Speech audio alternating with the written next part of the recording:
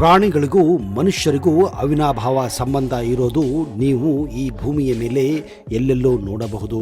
ಅದರಲ್ಲೂ ನಾಯಿ ಮನುಷ್ಯನ ಸಂಬಂಧ, ಬೆಕ್ಕು ಮನುಷ್ಯನ ಸಂಬಂಧ, ಆಕಳು ಮನುಷ್ಯರ ಸಂಬಂಧ. ನಿಜಕ್ಕೂ ಕೆಲವೊಮ್ಮೆ ಹಲವಾರು ಕುತೂಹಲ ಘಟನೆಗಳು ಇದಕ್ಕೆ ಸಾಕ್ಷಿಯಾಗಿವೆ. ಎಷ್ಟೋ ಬಾರಿ ನಾವು ಒಂದು ನಾಯಿ ಮನುಷ್ಯನ ಜೀವನ ಉಳಿಸಿರುವ ಘಟನೆಯನ್ನು ನೋಡಿದ್ದೇವೆ. ಎಷ್ಟೋ ಬಾರಿ ಆಕಳುಗಳು ಮನುಷ್ಯನನ್ನ ಪ್ರೀತಿಸುವುದನ್ನ ಕಂಡಿದ್ದೇವೆ. ಆದರೆ ಒಂದು ಬೆಕ್ಕು ತನ್ನ ಮಾಲೀಕನಿಗಾಗಿ ಲಕ್ಷಾಂತರ ರೂಪಾಯಿ ದುಡ್ಡನ್ನ ತಂದುಕೊಟ್ಟಿರುವ ಘಟನೆ ಎಲ್ಲಾದರೂ ನೀವು ಕೇಳಿದ್ದೀರಾ ಅಥವಾ ನೋಡಿದ್ದೀರಾ? ಹೌದು, ಅಂತಹ ಒಂದು ಘಟನೆ ಇತ್ತೀಚೆಗೆ ನಡೆದಿದೆ. ದಿನದಿಂದ ದಿನಕ್ಕೆ ತಾನು ಸಾಕಿದ್ದ ಬೆಕ್ಕು ಲಕ್ಷಾಂತರ ರೂಪಾಯಿ ದುಡ್ಡನ್ನು ಎಲ್ಲಿಂದ ತರುತ್ತದೆ ಎಂದು ಕಂಡು ಗಾಬರಿಯಾದ ಆ ಮಾಲೀಕ ಆ ಬೆಕ್ಕು ಇರುವಂತಹ ಜಾಗದಲ್ಲಿ ಒಂದು ಸಿಸಿಟಿವಿ ಕ್ಯಾಮೆರಾವನ್ನ ಅಳವಡಿಸುತ್ತಾನೆ. ಆಮೇಲೆ ಆ ಸಿಸಿಟಿವಿ ಫುಟೇಜ್ ನಲ್ಲಿ ನಡೆದಂತಹ ಘಟನೆ ನೋಡಿ ನಿಜಕ್ಕೂ ಅವನು ಕಕ್ಕಾಬಿಕ್ಕಿಯಾಗಿದ್ದಾನೆ. ಇದು ಸಾಧ್ಯನಾ ಎಂದು ಆಶ್ಚರ್ಯಪಟ್ಟಿದ್ದಾನೆ. ಅಷ್ಟಕ್ಕೂ ಆ ಬೆಕ್ಕು ಅಷ್ಟೊಂದು ದುಡ್ಡನ್ನ ಎಲ್ಲಿಂದ ತರುತ್ತಿತ್ತು, ಆ ದುಡ್ಡನ್ನ ಆ ಮಾಲೀಕ ಮುಂದೆ ಏನು ಮಾಡಿದ ಅನ್ನುವ ಮಾಹಿತಿ ನಿಮಗೆ ಗೊತ್ತಾಗಬೇಕೆಂದ್ರೆ ಈ ವಿಡಿಯೋನ ಕೊನೆವರೆಗೂ ನೋಡಲೇಬೇಕು. ಅದಕ್ಕಿಂತ ಮೊದಲು ನೀವು ನಮ್ಮ ಚಾನೆಲ್ಗೆ ಹೊಸಬರಾಗಿದ್ದರೆ ದಯವಿಟ್ಟು ಈಗಲೇ ಸಬ್ಸ್ಕ್ರೈಬ್ ಮಾಡಿ, ಜೊತೆಗೆ ಬೆಲ್ ಐಕನ್ ಕೂಡ ಪ್ರೆಸ್ ಮಾಡಿ.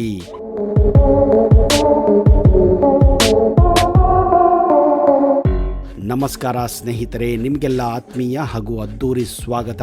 ಸ್ಟುವರ್ಟ್ ಮ್ಯಾಕ್ಡೊನಾಲ್ಡ್ ಅನ್ನುವ ಒಬ್ಬ ವ್ಯಕ್ತಿ ಅಮೆರಿಕಾದ ನ್ಯೂಯಾರ್ಕ್ ನಗರದ ಡೌನ್ ಟೌನ್ ನಲ್ಲಿ ಒಂದು ಸ್ಟುಡಿಯೋವನ್ನ ನಡೆಸಿಕೊಂಡು ಹೋಗುತ್ತಿದ್ದ.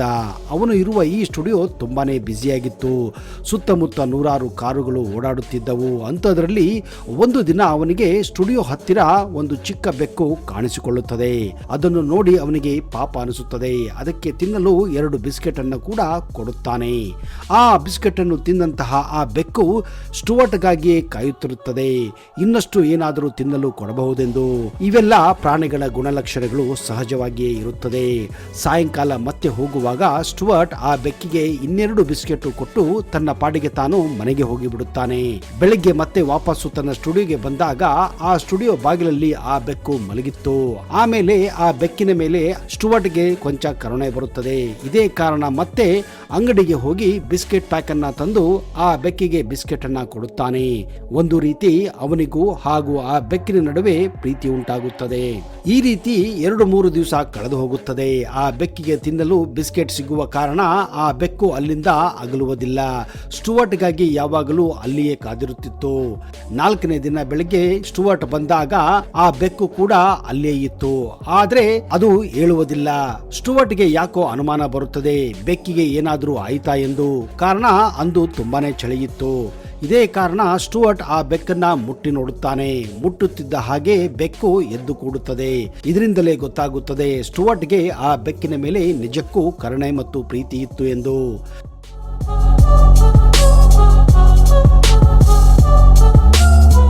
ಸಾಯಂಕಾಲ ತನ್ನ ಸ್ಟುಡಿಯೋ ಬಾಗಿಲನ್ನು ಹಾಕುವಾಗ ಸ್ಟುವರ್ಟ್ಗೆ ಒಂದು ವಿಚಾರ ಬರುತ್ತದೆ. ಒಂದು ವೇಳೆ ಈ ಬೆಕ್ಕು ಹೊರಗಡೆ ಮಲಗಿದರೆ ಚಳಿಯಿಂದ ಇದಕ್ಕೆ ಕಷ್ಟವಾಗುತ್ತದೆ. ಹೀಗಾಗಿ ಆ ಬೆಕ್ಕನ್ನ ತನ್ನ ಸ್ಟುಡಿಯೋದಲ್ಲಿ ಒಳಗೆ ಹಾಕಿ ಅದಕ್ಕೆ ತಿನ್ನಲು ಕೆಲವೊಂದು ಬಿಸ್ಕೆಟ್ಗಳನ್ನ ಕೊಟ್ಟು ಸ್ಟುಡಿಯೋ ಬಾಗಿಲು ಹಾಕಿ ಮನೆಗೆ ಹೋಗುತ್ತಾನೆ. ಮರುದಿನ ಬೆಳಗ್ಗೆ ಬಂದ ಸ್ಟುವರ್ಟ್ ತನ್ನ ಸ್ಟುಡಿಯೋ ಬಾಗಿಲನ್ನು ತೆಗೆದಾಗ ಅವನಿಗೆ ನಿಜಕ್ಕೂ ಅಚ್ಚರಿ ಕಾದಿತ್ತು. ಕಾರಣ ಸ್ಟುಡಿಯೋ ಬಾಗಿಲಿನಲ್ಲಿ ನೋಟುಗಳು ಚಿಲ್ಲಾಪಿಲ್ಲಿಯಾಗಿದ್ದು ಕಂಡು ಸ್ಟುವರ್ಟ್ ನಿಜಕ್ಕೂ ಗಾಬರಿಯಾಗುತ್ತಾನೆ. ಅವನಿಗೆ ಬೆಕ್ಕಿನ ಮೇಲೆ ಸಿಟ್ಟು ಹಾಗೂ ಅನುಮಾನ ಬರುತ್ತದೆ. ಈ ಬೆಕ್ಕು ತನ್ನ ಲಾಕರ್ನಲ್ಲಿ ಇಟ್ಟಿದ್ದ ದುಡ್ಡು ಏನನ್ನಾದರೂ ತೆಗೆದು ಈ ರೀತಿ ಚಿಲ್ಲಾಪಲ್ಲಿ ಮಾಡಿದೆ ಅಂತ. ಯಾಕಾದ್ರೂ ಈ ಬೆಕ್ಕನ್ನ ಸ್ಟುಡಿಯೋದಲ್ಲಿ ಇಟ್ಟೆ ಎಂದು ಸ್ಟುವರ್ಟ್ ಬೇಜಾರು ಮಾಡಿಕೊಳ್ಳುತ್ತಾನೆ. ಯಾವುದಕ್ಕೂ ಮೊದಲು ಹೋಗಿ ತನ್ನ ಲಾಕರ್ ಅನ್ನೇ ಪರೀಕ್ಷೆ ಮಾಡುತ್ತಾನೆ. ಆ ಲಾಕರ್ ಲಾಕ್ ಆಗಿತ್ತು ಹಾಗೂ ಅದನ್ನು ತೆಗೆದು ನೋಡಿದಾಗ ತಾನು ಇಟ್ಟ ದುಡ್ಡು ಹಾಗೆ ಇತ್ತು. ಹಾಗಾದ್ರೆ ಈ ಬೆಕ್ಕಿನ ಹತ್ತಿರ ಬಿದ್ದಿರುವ ದುಡ್ಡು ಎಲ್ಲಿಂದ ಬಂತು ಎಂದು ನಿಜಕ್ಕೂ ಅವನಿಗೆ ವಿಚಿತ್ರ ಅನಿಸುತ್ತದೆ. ಆಮೇಲೆ ಸ್ವಲ್ಪ ಹೊತ್ತಿನ ನಂತರ ಅವನ ಸ್ಟುಡಿಯೋದಲ್ಲಿ ಕೆಲಸ ಮಾಡುತ್ತಿದ್ದ 2 ಹುಡುಗರು ಬರುತ್ತಾರೆ. ನಡೆದಂತಹ ವಿಷಯವನ್ನ ಸ್ಟುವರ್ಟ್ ಅವರಿಗೂ ಕೂಡ ಹೇಳುತ್ತಾನೆ. ಆ ದುಡ್ಡು ನಿಮಗೇನಾದ್ರೂ ಸಂಬಂಧಪಟ್ಟಿದೆಯಾ ಅಂತ. ಆ ಕೆಲಸಗಾರರು ಕೂಡ ತಮ್ಮದಲ್ಲ ಎಂದು ಸ್ಪಷ್ಟೀಕರಣ ನೀಡುತ್ತಾರೆ. ಆಗ ಸ್ಟುವರ್ಟ್ಗೆ ನಿಜಕ್ಕೂ ಈ ಒಂದು ಘಟನೆ ವಿಚಿತ್ರ ಅನಿಸುತ್ತದೆ. ಯಾವುದಕ್ಕೂ ಬಿದ್ದಿರುವ ನೋಟನ್ನ ಎತ್ತಿ ತನ್ನ ಲಾಕರ್ನಲ್ಲಿ ಇಡುತ್ತಾನೆ. ಯಾರಾದರೂ ಕಳೆದುಕೊಂಡಿದ್ದರೆ ಅಥವಾ ತಮ್ಮದೆಂದು ಬಂದರೆ ಅವರಿಗೆ ವಾಪಸ್ಸು ಕೊಡಬಹುದೆಂದು ನಿರ್ಧಾರ ಮಾಡುತ್ತಾನೆ.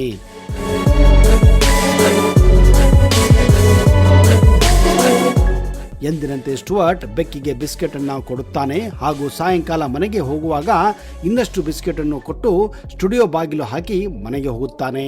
ಮರುದಿನ ಎಂದಿನಂತೆ ಬೆಳಿಗ್ಗೆ ಬಂದಾಗ ಮತ್ತೆ ಅವನಿಗೆ ಆಶ್ಚರ್ಯ ಕಾದಿತ್ತು. ಕಾರಣ ಸ್ಟುಡಿಯೋ ಒಳಗೆ ಮತ್ತೆ ನೋಟುಗಳು ಚಿಲ್ಲಾಪಿಲಿಯಾಗಿದ್ದವು.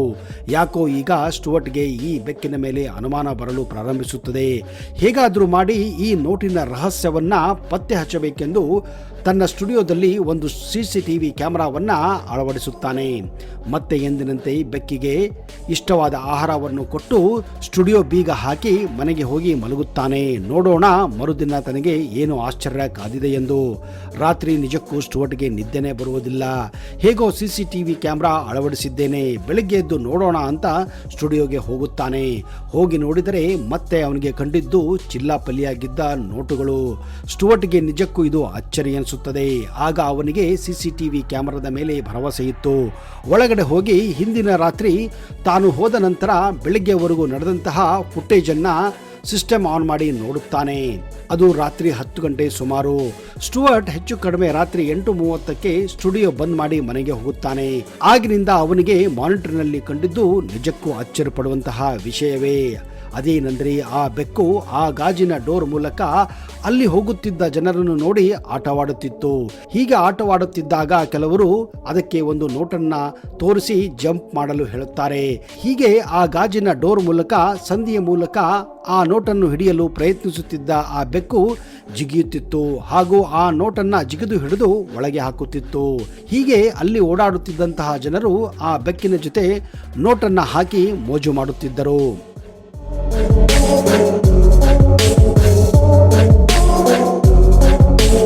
ಅದರಲ್ಲೂ ರಾತ್ರಿಯ ಸಮಯದಲ್ಲಿ ಕುಡಿದ ಅಮಲಿನಲ್ಲಿ ಕೆಲವರು $10, $100 ನೋಟನ್ನ ಆ ಬೆಕ್ಕಿಗೆ ತೋರಿಸಿ ಜಿಗಿಯಲು ಹೇಳುತ್ತಿದ್ದರು ಹಾಗೂ ಅದರ ಜೊತೆ ಆಟವಾಡುತ್ತಿದ್ದರು.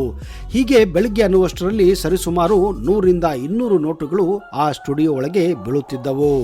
ಮಾನಿಟರ್ನಲ್ಲಿ ನೋಡುತ್ತಿದ್ದಂತೆಯೇ ಸ್ಟುವರ್ಟ್ನಿಗೆ ಈಗ ನೋಟುಗಳು ಎಲ್ಲಿಂದ ಬರುತ್ತಿದ್ದವು ಎಂದು ಗೊತ್ತಾಗುತ್ತದೆ. ಯಾವುದಕ್ಕೂ ಸದ್ಯಕ್ಕೆ ಯಾವುದೇ ನಿರ್ಧಾರ ತೆಗೆದುಕೊಳ್ಳುವುದು ಬೇಡ. ಇನ್ನು 3-4 ದಿವಸ ಈ ಘಟನೆಯನ್ನ ನೋಡೋಣ, ಅಬ್ಸರ್ವ್ ಮಾಡೋಣ. ಜನರು ಈ ಬೆಕ್ಕಿನ ಬಗ್ಗೆ ಯಾವ ರೀತಿ ಪ್ರತಿಕ್ರಿಯೆ ನೀಡುತ್ತಾರೆ ಎನ್ನುವುದನ್ನ ಕಾದು ನೋಡೋಣ ಎಂದು ಸ್ಟುವರ್ಟ್ ನಿರ್ಧಾರ ಮಾಡುತ್ತಾನೆ. ಹೀಗೆ ದಿನ ಕಳೆದಂತೆ ದಿನದಿಂದ ದಿನಕ್ಕೆ ಆ ಬೆಕ್ಕಿನ ಜೊತೆ ರಾತ್ರಿ ಸಮಯದಲ್ಲಿ ಆಟವಾಡಲು ಹಲವಾರು ಜನರು ಅಲ್ಲಿಗೆ ಬರುತ್ತಿದ್ದರು. ದುಡ್ಡನ್ನು ಹಾಕಿ ಅದನ್ನ ಹಿಡಿಯುವಂತೆ ಆ ಬೆಕ್ಕಿಗೆ ಆಟವಾಡಲು ಹೇಳುತ್ತಿದ್ದರು. ಆ ಬೆಕ್ಕು ಜಿಗಿದು ಆ ನೋಟನ್ನ ಹಿಡಿದು ಒಳಗೆ ಹಾಕುತ್ತಿತ್ತು. ಇದನ್ನು ಕಂಡು ಜನರು ಆ ಬೆಕ್ಕಿನೊಂದಿಗೆ ಒಳ್ಳೆಯ ಮೋಜು ಬರುತ್ತದೆ ಎಂದು ಆಟವಾಡುತ್ತಿದ್ದರು. ದಿನ ಕಳೆದಂತೆ ನ್ಯೂಯಾರ್ಕ್ ನಗರದ ಡೌನ್ಟೌನ್ ನಲ್ಲಿ ಈ ಬೆಕ್ಕು ತುಂಬಾನೇ ಪಾಪ್ಯುಲರ್ ಆಗಿ ಹೋಗುತ್ತದೆ. ಇದರ ಜೊತೆ ಆಟವಾಡಲು ಜನರು ಕ್ಯೂ ಅಲ್ಲಿ ನಿಂತು ಮೋಜು ಮಾಡುತ್ತಿದ್ದರು. ದಿನ ಕಳೆದಂತೆ ಸ್ಟುವರ್ಟ್ ಈ ಬೆಕ್ಕಿನಿಂದ ಒಳ್ಳೆಯ ದುಡ್ಡಿನ ಕಲೆಕ್ಷನ್ ಮಾಡುತ್ತಾನೆ. ಹೀಗೆ ಜಮಾಯಿಸಿದ ದುಡ್ಡನ್ನ ಸ್ಟುವರ್ಟ್ ತನ್ನ ಸ್ವಂತ ಖರ್ಚಿಗಾಗಿ ಯಾವತ್ತೂ ಬಳಸುವುದಿಲ್ಲ. ಬದಲಾಗಿ ಅವನು ಒಂದು ಚಾರಿಟಿ ವೆಬ್ಸೈಟ್ ಅನ್ನ ಓಪನ್ ಮಾಡಿ ತನ್ನ ಸ್ಟುಡಿಯೋದಲ್ಲಿ ನಡೆಯುವ ರಾತ್ರಿ ಮೋಜಿನ ಬಗ್ಗೆ ಆ ವಿಡಿಯೋವನ್ನ ಪೋಸ್ಟ್ ಮಾಡುತ್ತಾನೆ. ಹೀಗೆ ಆ ಬೆಕ್ಕು ಅಮೆರಿಕಾದಂತ ಪ್ರಸಿದ್ಧಿಯಾಗುತ್ತದೆ ಹಾಗೂ ಎಷ್ಟೋ ಜನರು ಆ ಬೆಕ್ಕಿಗೋಸ್ಕರ ಸ್ಟುವರ್ಟ್ಗೆ ದುಡ್ಡನ್ನ ಕೂಡ ಕಳಿಸುತ್ತಿದ್ದರು. ಹೀಗೆ ಬಂದಂತಹ ದುಡ್ಡನ್ನ ಸ್ಟುವರ್ಟ್ ರಸ್ತೆ ಬದಿ ಇರುವಂತಹ ಪ್ರಾಣಿಗಳಿಗೆ ಅಂದರೆ ನಾಯಿಗಳಿಗೆ, ಬೆಕ್ಕುಗಳಿಗೆ, ಆಕಳುಗಳಿಗೆ ಸಹಾಯ ಮಾಡಲು ಮುಂದಾಗುತ್ತಾನೆ.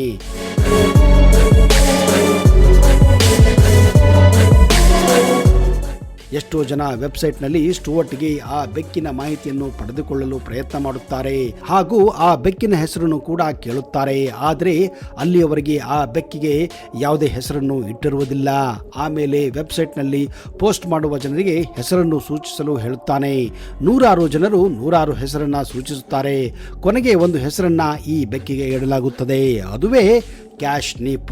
ಈ ಒಂದು ಬೆಕ್ಕು ಈಗಲೂ ಸ್ಟುವರ್ಟ್ ಸ್ಟುಡಿಯೋದಲ್ಲೇ ಇರುತ್ತದೆ. ಇದರ ಕೆಲಸ ಈಗ ರಾತ್ರಿಯ ಸಮಯದಲ್ಲಿ ಜನರಿಗೆ ಮೋಜು ಕೊಟ್ಟು ಅವರ ಜೊತೆ ಆಟವಾಡಿ ಇತರ ಮೂಕ ಪ್ರಾಣಿಗಳಿಗೆ ಹಣ ಸಂಗ್ರಹಿಸುವುದು.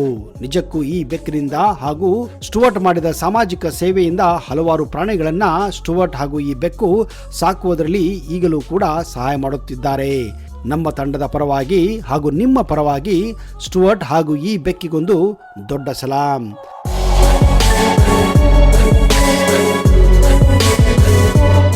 ಸ್ನೇಹಿತರೆ, ಈ ಘಟನೆಯ ಬಗ್ಗೆ ನಿಮ್ಮ ಅನಿಸಿಕೆಗಳನ್ನು ದಯವಿಟ್ಟು ಕಮೆಂಟ್ ಬಾಕ್ಸಲ್ಲಿ ಹಾಕಿ. ಇಂತಹದೇ ಇನ್ನಷ್ಟು ಅಚ್ಚರಿಯ ಹಾಗೂ ಕುತೂಹಲಭರಿತ ಮಾಹಿತಿಯೊಂದಿಗೆ ಮುಂದಿನ ಸಂಚಿಕೆಯಲ್ಲಿ ಮತ್ತೆ ಸಿಗುತ್ತೇನೆ. ಅಲ್ಲಿಯವರೆಗೆ ಜೈ ಹಿಂದ್, ಜೈ ಕರ್ನಾಟಕ. ನಿಮಗೆಲ್ಲ ಶುಭವಾಗಲಿ.